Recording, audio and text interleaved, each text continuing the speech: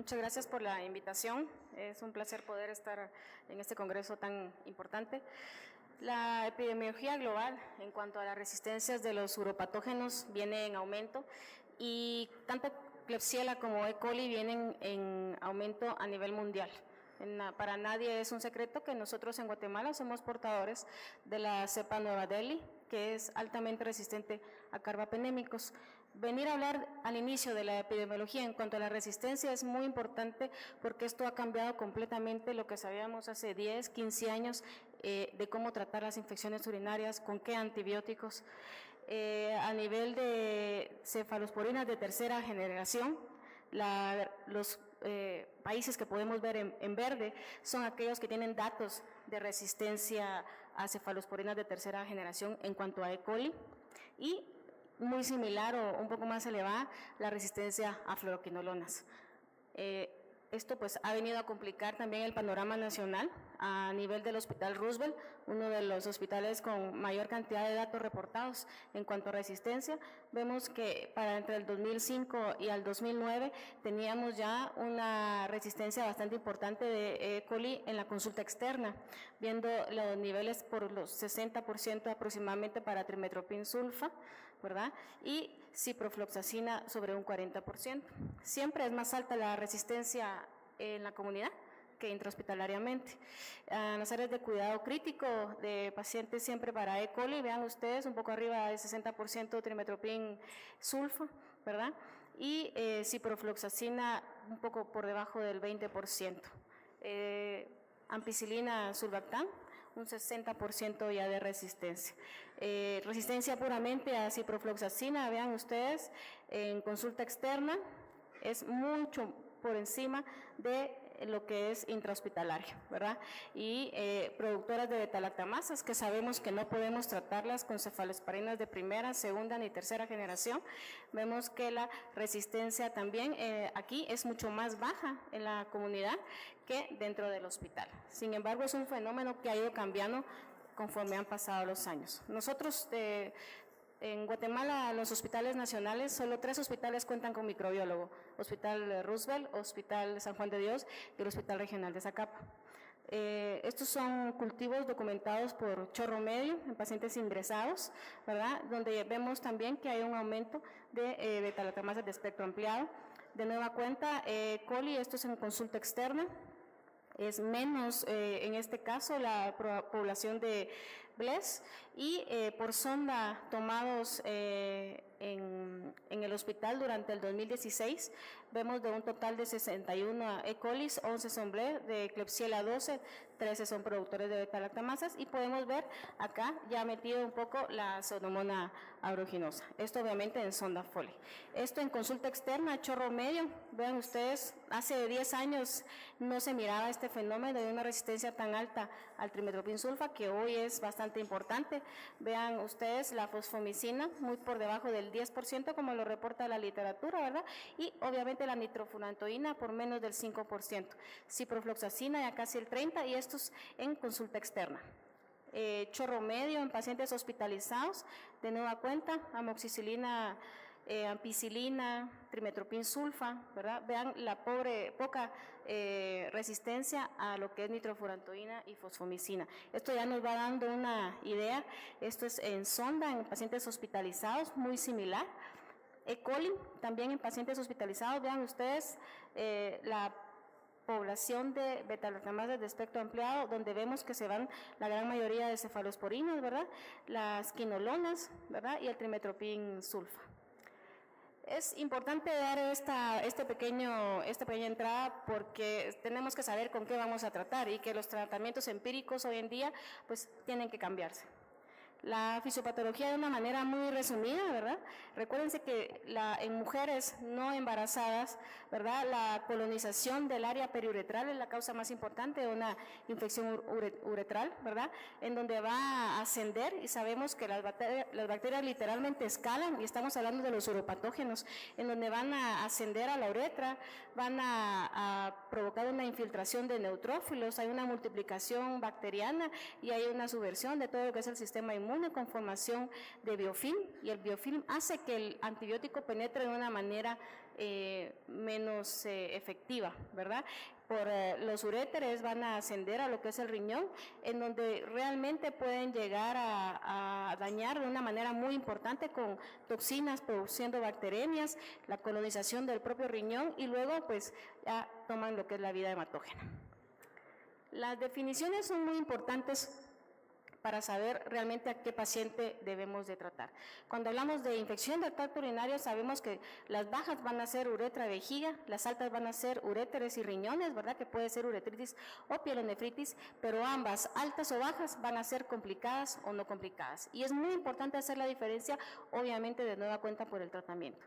Vamos a hablar que cistitis es un síndrome que va a implicar disuria, frecuencia, urgencia, ocasionalmente puede dar inflamación suprapúbica, y estos síntomas van a estar relacionados en una menor inflamación del tracto sin afectación bacteriana, ¿verdad?, que pueden ser causados también por otros gérmenes, no necesariamente bacterias. Gonorrea, clamidia, también son entidades que tenemos que considerar. Pielonefritis aguda va a ser un síndrome caracterizado muy importante por dolor en flancos, sensibilidad, fiebre, puede haber disuria, puede haber urgencia, puede haber frecuencia, puede haber cefalea, dolor entre las piernas, dolor en la boca del estómago, y obviamente, ¿qué nos puede simular exactamente esto? Un infarto renal o una litiasis renal, que muchos lo pudieron haber presentado. La infección urinaria no complicada, vamos a hablar de una mujer sana no embarazada. ¿Por qué es importante diferenciar el embarazo aquí? Recuérdense que las únicas indicaciones de tratar una infección urinaria asintomática, eso quiere decir que una bacteriuria asintomática va a ser la mujer embarazada, el paciente que da a procedimientos urológicos y los niños. Después no hay ninguna otra población que deba recibir tratamiento sin síntomas con un cultivo positivo. Entonces, los síntomas típicos van a ser menores en mujeres con un tracto genital normal, ¿verdad? Sin ninguna obstrucción, sin ninguna cateteración o instrumentalización reciente, y síntomas puramente confinados al tracto urinario inferior. A la edad de 24 años, 1 de cada 3 mujeres va a ser tratada por infección urinaria, rara vez ocurre en hombres, ¿verdad? Y la mayoría de infecciones en hombres van a ser complicadas. La infección urinaria complicada es una infección en presencia de factores que van a predisponer a que ésta sea persistente o que puede incluso recidivar. Anomalías en el tracto genitourinario, ¿verdad?, como cateterismo, cálculos, reflujo vesicoureteral, un vaciado incompleto que se ve muy frecuentemente en pacientes diabéticos o con vejiga neurógena. El deterioro de las defensas del huésped, una embarazada, pacientes con diabetes, que estén en alguna supresión inmune o tengan alteración de la función renal.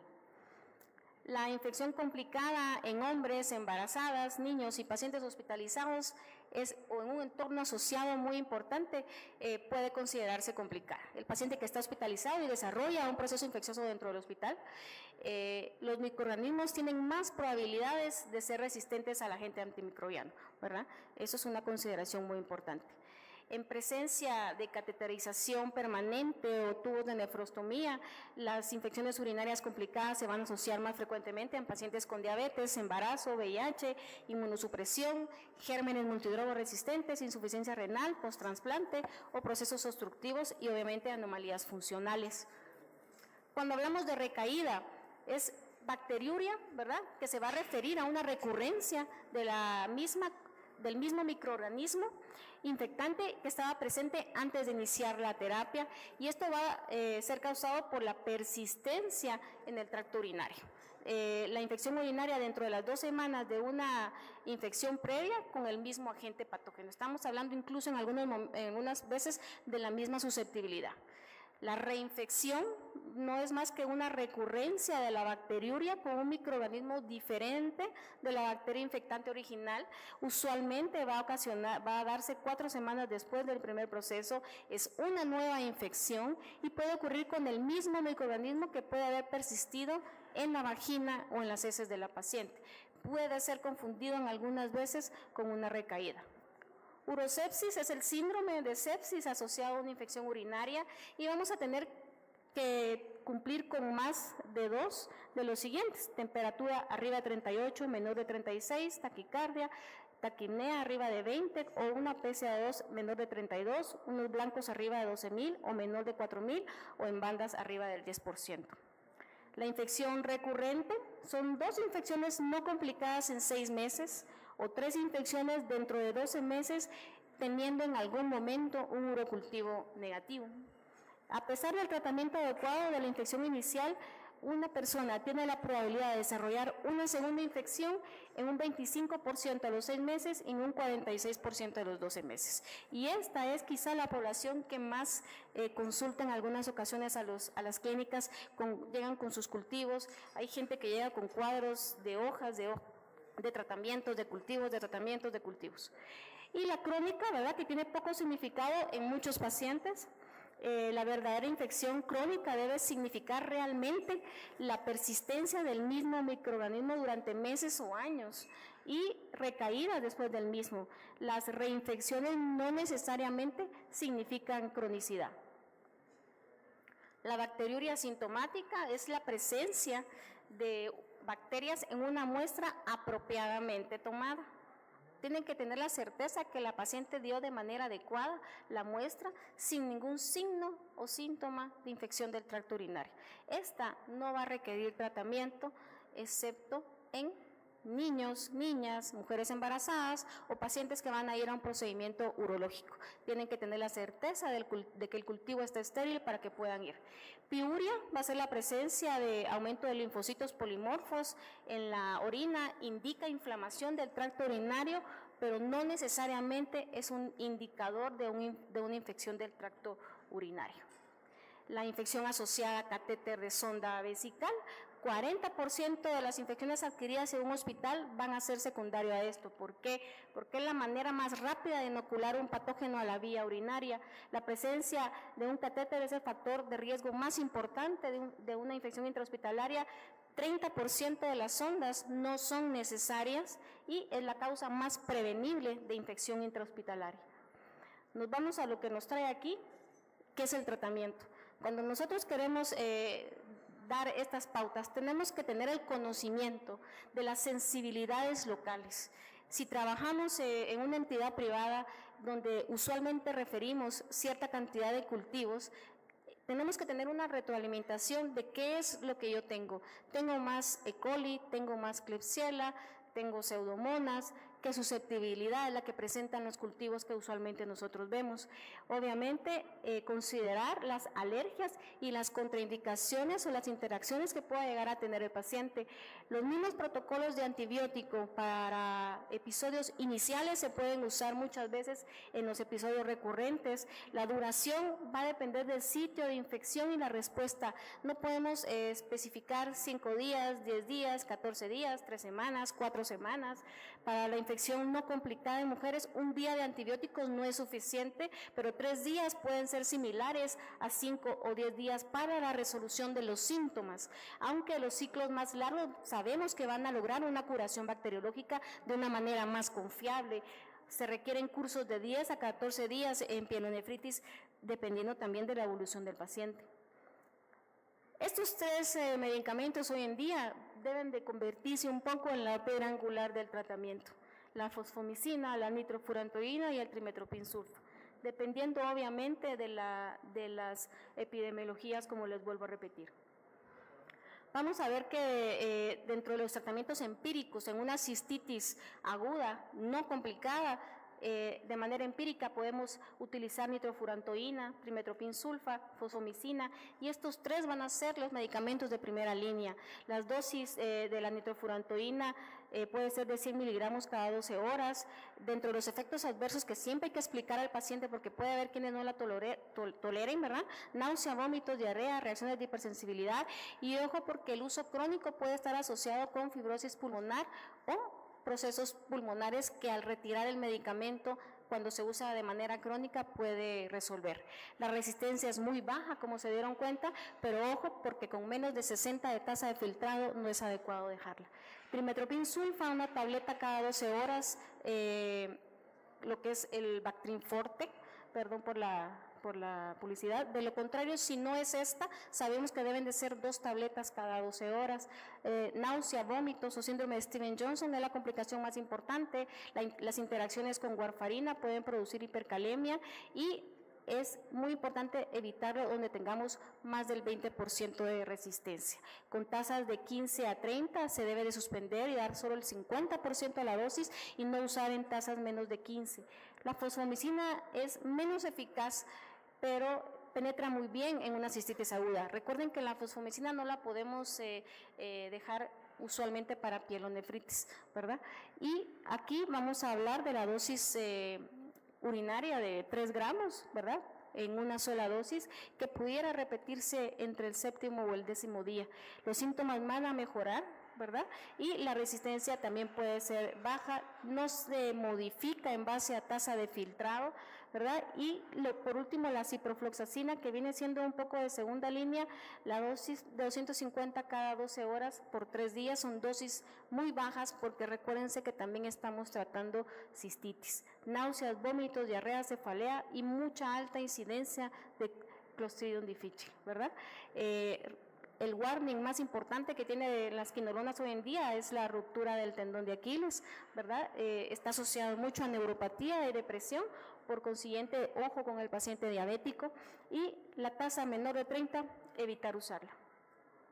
En pacientes con pielonefritis no complicada, obviamente no embarazadas, vamos a hablar que la ciprofloxacina la podemos usar a 500 miligramos cada 12 horas, resistencias exceden al 10%, hay literatura que recomienda poner una dosis de ceftriaxona. La levofloxacina de igual manera, 750 cada 24, sabemos que las fluoroquinolonas hoy en día probablemente, aunque sigan siendo de primera línea, usualmente no van a mejorar. Resistencias arriba del 10%, de nueva cuenta se sugiere 1 gramo de ceftriaxona y trimetoprim sulfa por altas tasas de resistencia, la dosis de 960 cada 12 por ser una pielonefritis, incluso hasta 14 días. Si tenemos más del 20% de resistencia o si se desconoce, igualmente sugieren ceftriaxona. Recuérdense que estos son tratamientos empíricos que una vez teniendo el cultivo en la mano podemos modificar en cuestión de 48 horas. Otra cosa muy importante que puede guiar el tratamiento empírico es hacer el GRAM de orina, que en muchos lugares no se solicita o el microbiólogo o el químico biólogo no lo procesa, pero eso es muy importante para también saber de manera inicial 1 GRAM para ver las bacterias que tenemos. En tratamiento de primera línea tenemos de nueva cuenta acá la nitrofurantoína o el trimetoprim sulfa. De segunda línea, pero ojo con el Clostridium, la amoxicilina, amoxiclavolanato. Cefalexina es de las cefalosporinas más recomendadas. Sin embargo, pues ya de tercera línea tenemos cipro y fosfomicina, ¿verdad?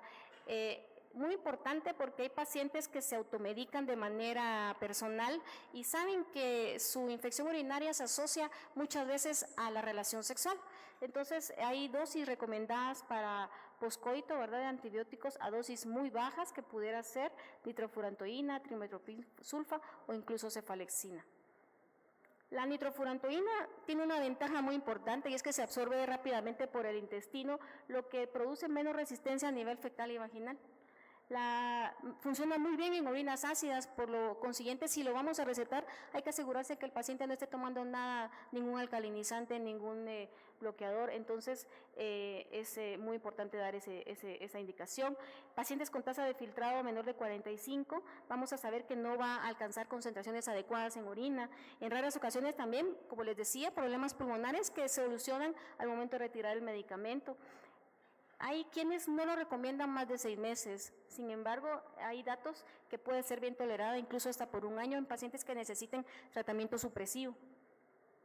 El trimetoprim sulfa pues puede provocar aparición de cepas resistentes por la misma flora intestinal. Recuérdense que la colonización periuretral, perivaginal es la causa principal de la transmisión o de la etiología de las infecciones. Hasta 25% de los aislamientos no complicados van a ser resistentes a trimetoprim en Estados Unidos y hasta 75% en lugares de Europa como España y Portugal. Si se dan cuenta, nosotros, al menos yo de manera local, tengo mucha resistencia a trimetoprim sulfa. Se ha usado hasta por 5 años con muy buena tolerancia porque hay gente que realmente no puede recibir el año, tienen que seguir más tiempo, entonces, es de los que mejor penetran a uretra. Fosfomicina es un derivado del ácido fosfónico, ¿verdad? Activo en la pared celular, buena actividad in vitro contra la mayoría de uropatógenos. Hay estudios que han demostrado que en países donde se ha utilizado muchos años, alrededor del 3% son resistentes, ¿verdad? Y este porcentaje se ha mantenido estable. Es un muy buen antibiótico que crea muy baja resistencia y obviamente esto se debe también a la mutación de genes que controlan el transporte del alfa-glicerol fosfato. Hay poca resistencia cruzada entre antibióticos y otros agentes antibacterianos.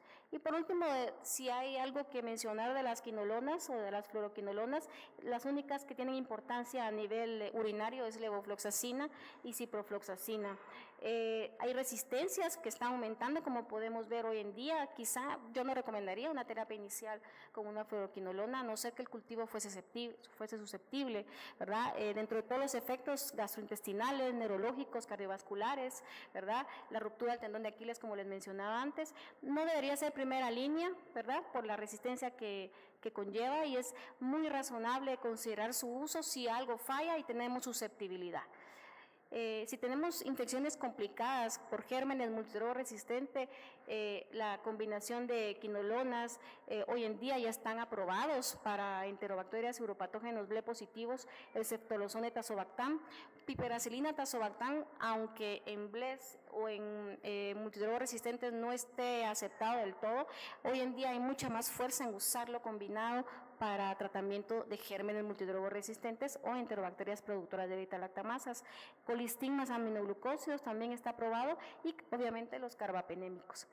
Pacientes que tengan un mecanismo de ANSE que no nos lo va a reportar el químico biólogo, sino que lo podemos dilucidar al ver el cultivo, vamos a ver que cefepime puede ser una buena opción en estos casos. Obviamente esto pues ya es decisión la gran mayoría de veces del infectólogo. Las beta-lactamasas de espectro ampliado, vamos a ver que ertapenem es la de más uso, es lo ideal, no siempre poner carbapenémicos de primera entrada, ¿verdad? Pero si tenemos un paciente con sospecha de una enterobacteria o un uropatógeno de este tipo, ertapenem debe ser la primera en iniciar. Hoy en día doripenem ya está también indicado, ceftazidimia vivactam, y muy últimamente está fluorociclina, que es el erabaciclina. Dentro del tratamiento de la bacteriuria asintomática no está indicado dejar tratamiento en mujeres solo por ser diabéticas y tener un cultivo positivo. Estamos hablando de bacteriuria asintomática, personas mayores que viven en asilos, sitios de cuidado, pacientes con daño medular que tienen que usando sondas de manera constante o obviamente catéter urinario. En embarazo es muy importante considerar la seguridad. Los cambios que produce la embarazada van a alterar la farmacocinética de los medicamentos y va a disminuir las concentraciones. Es muy importante que tengamos en cuenta que hay un aumento del fluido intra y extravascular, hay aumento del flujo renal y hay aumento de la tasa de filtrado. La distribución de la droga al feto hay que tenerlo en cuenta, y que cruzan placenta y van a causar teratogénesis. Esto es la clasificación que todos conocemos para interacciones medicamentosas en embarazo. Sin embargo, a partir del 2014 se aprobó remover estas categorías, y desde el 2015 los fármacos en embarazo se etiquetan según riesgo-beneficio. No está contraindicado, tiene una recomendación especial, pero hoy en día hay que evaluarlo de esa manera. Riesgo, beneficio, madre, feto, se puede o no se puede usar el medicamento. Obviamente las indicaciones y la duración apropiadas para el mismo. En embarazo vamos a ver que por bacteriuria asintomática de primera línea tenemos nitrofurantoína. La nitrofurantoína se puede usar hasta la 32 semanas de embarazo en pacientes que tienen infecciones recurrentes, ¿verdad? La notrofurantoína, que es el mononitrato repar de 100 miligramos, la fosfomicina, dosis única, cefalexina, ampicilina sulbactam y amoxicilina carbolanato. Esto en embarazadas, ¿verdad? Pero si hablamos de tratamientos, tenemos que hablar de prevención.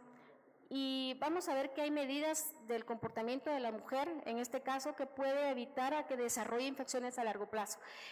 Vamos a ver que hay intervenciones como evitar el uso de espermicidas. ¿Funciona o no funciona? Sí, porque el espermicida va a alterar el pH vaginal. Entonces eso va a producir la proliferación bacteriana. Sin embargo, no hay tanto que apruebe que el ir a orinar después del acto sexual, los irritantes tópicos, la ropa de algodón, el aumento del consumo de líquidos o la manera en que la persona se limpia pueda ayudar, pues realmente no hay mucha evidencia científica, ¿sí?, que lo respalde. En cuanto a los antibióticos, la profilaxis existe, es real, pero debe ser a dosis bajas, como vamos a ver más adelante, y esto va a reducir hasta el 85% del número de tratamientos a un 2.2. Poscoito es efectivo, igual que las dosis profilácticas, se puede dar 2 horas o 4 horas después del acto sexual, y si la mujer es muy sexualmente activa, pues puede darse como una dosis diaria normal. En cuanto a la automedicación, son estas pacientes que saben que ya les dio infección urinaria, van, compran un antibiótico, se lo ponen, disminuye la posibilidad de que progresen a una urosepsis, a una pielonefritis complicada, ¿verdad? Sirve si la mujer tiene buen contacto con el médico, ¿verdad? En cuanto a las medidas sin antibióticos, los estrógenos sistémicos no evidencian esto en pacientes que ya tienen cambios menopáusicos. Recuérdense que la sequedad, el pH, todo esto tiende a cambiar y hay mayor predisposición. Los estrógenos vaginales pueden reducirlo hasta en un 75%. Los probióticos no está recomendado, hay muy poca evidencia. El jugo de arándanos, 2014 sale una publicación en la cual no es aceptado, no está muy recomendado. Vamos a ver más adelante. La demanosa, que es un azúcar simple, prometen estudios pequeños, ¿verdad? Los inmunomoduladores es muy prometedor en cuanto a la variabilidad, dependiendo qué inmunomodulador se haga. Acá nosotros conocemos el Urovaxón, hay una buena respuesta comparado con trimetoprim sulfa, comparado con fosfomicina. Recuerden, es una dosis 90 días, ¿verdad? Hay muy buena expectativa en cuanto a eso. El hipurato de metenamina, que es un antiséptico, puede reducir hasta el 76% en un tracto renal normal, no en procesos obstructivos, y la vejiga, instilaciones en vejiga, reduce hasta en un 49% de la probabilidad. Esto es ahora de septiembre del 2017, es un metaanálisis, una revisión del uso de jugo de arándano. El problema con el jugo de arándano es que la gran mayoría de gente lo deja de tomar, ¿verdad? No les gusta el sabor, es bastante ácido, pero funciona, según esto, en pacientes que tienen infección urinaria recurrente, ¿verdad? Es mucho más efectivo, no tomarlo como un tratamiento o como una situación preventiva. Existen tabletas de Uroberry también que circulan en el mercado, ¿verdad? Creo que es algo que puede ser factible, sin embargo, esto es lo último publicado a favor, ¿verdad? Todo lo demás del 2012, 2014 es en contra. La profilaxis puede ser continua, puede ser poscoital, puede ser de manera intermitente o automedicación que el paciente se va a dar. Es muy importante identificar el germen y la susceptibilidad del mismo. Yo empiezo a tomar un medicamento empírico, pero tengo que probablemente evaluar si mi paciente necesita un cultivo o no. El cultivo negativo debe de darse luego del tratamiento, y si lo vamos a usar algún tipo de profilaxis a largo plazo con los pacientes, tenemos que tener un cultivo estéril antes de iniciar el mismo. La profilaxis será no menos de 6 meses y puede ser por un año o por el tiempo que el paciente lo requiera de presentar episodios recurrentes. La profilaxis continua para mujeres con infección urinaria disminuye considerablemente, son dosis bajas, como les repito, ¿verdad? Hay presentación de trimetoprim sulfa, siempre se calcula en base al trimetoprim, la dosis de nitrofurantoína, ¿verdad? Vean ustedes, cefaclor dentro de la cefalosporina, cefalexina, aquí aparecen norfloxacina, ciprofloxacina y fosfomicina cada 10 días. Esto es la infección esperada. Realmente es un tratamiento que puede ser efectivo en la paciente que así lo amerite. Poscoito, vamos a ver que también de nueva cuenta son dosis muy bajas de trimetoprim. Nitrofurantoína puede ser 50 o 100 miligramos, ¿verdad? Aquí aparece ciprofloxacina a dosis de 125 miligramos. Recuérdense que son dosis bajas, no son unas dosis plenas. Eso es lo que yo les tenía. No sé si tienen algún comentario.